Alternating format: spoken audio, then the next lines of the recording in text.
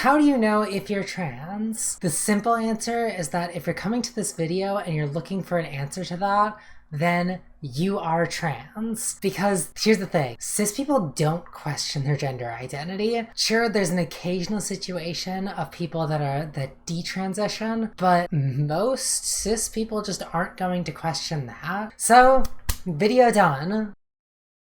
But in all seriousness, what I actually want to talk about in this video is all the signs that I look back on now as my pre-transition self and think like I should have noticed that something was up, because I was a little weirdo as a kid and it was kind of obvious that I wasn't a guy. Let me start off with the first thing that I noticed that goes way back to when I was just a little child, and that is that I've always had long hair. Ever since I was a little kid, I always preferred to have long hair. And when I was really young, my parents didn't really stop me from doing that. But it wasn't until I was like a teenager where people started telling me like, you should cut your hair. And so I was just like, I guess it's normal, so I'll cut it.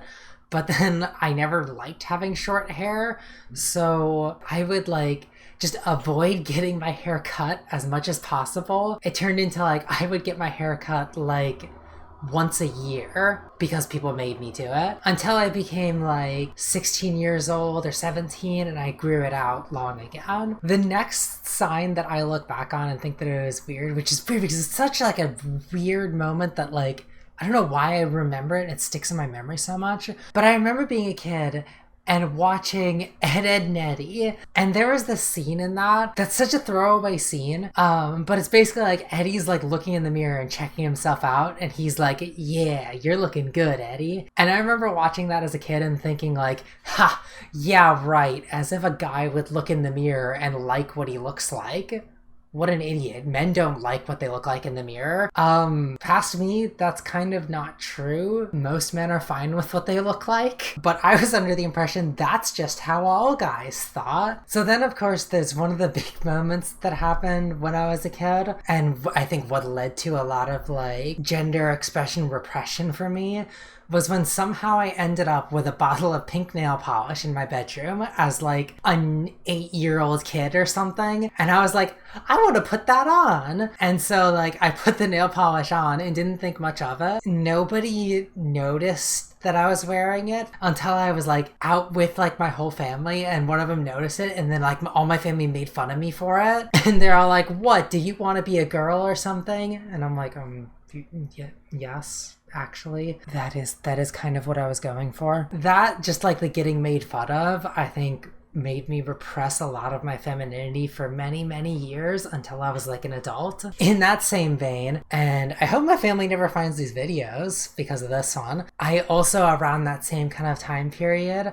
I had a lot of situations of being home alone and sneaking into my sister's room and trying on their clothes, and also practicing with their makeup and stuff. And that should have been a clue to me that perhaps I wasn't a normal guy. But yeah, I didn't seem to think that anything was weird about doing that when I was a kid. Going even farther past that, whenever I was about 17 or so, I started shaving my legs and a lot of my body hair, and just thought oh, this is weird, but I kind of like it, so I'm gonna keep doing it. Again, never thought I wasn't just a normal guy doing this stuff, because I was an idiot back then. The next thing I remember that was weird is when I had a girlfriend back when I was a teenager. Yeah, I know, hard to believe, how would I have a girlfriend, right? I remember telling her, I was like, I'm jealous that you're a girl because you can be a lesbian and I can't. Well, look at me now. I got there anyway.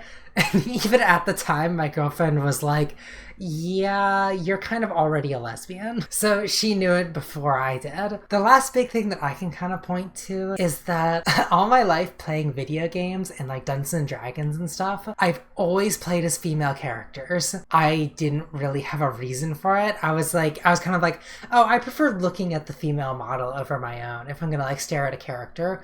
But that wouldn't explain why I did that in first-person games or why I did that in Dungeons and Dragons when I'm not looking at my character. But I did it anyway and had no shame about always playing as girls. So all these things are just stuff that I look back on and I'm like, it wasn't normal for a guy to do those things. And maybe one of those things wouldn't be too weird if a guy did and was just more feminine than usual. But you put it all together and it kind of feels like it should have been obvious that I was trans. So if you're watching this and you're doing these things and you want to know if you're trans, then there's your answer. Or if you know somebody that's showing these signs, then I think there's a good chance there might be a change in that person's future, and they're about to start going through some things. So anyway, that's all I really wanted to talk about in this video. Leave me a comment and let me know what weird behaviors you had as a child or teenager or whatever that kind of like ticked you off to why you're trans, because I'd be really interested to see what other people have gone through and what their signs were. Otherwise, regardless, leave comments, like the video, subscribe to my channel, all that kind of stuff. Check out my Twitch channel where I'm occasionally doing streaming. But regardless, thanks for watching, and I will see you in the next video. Bye!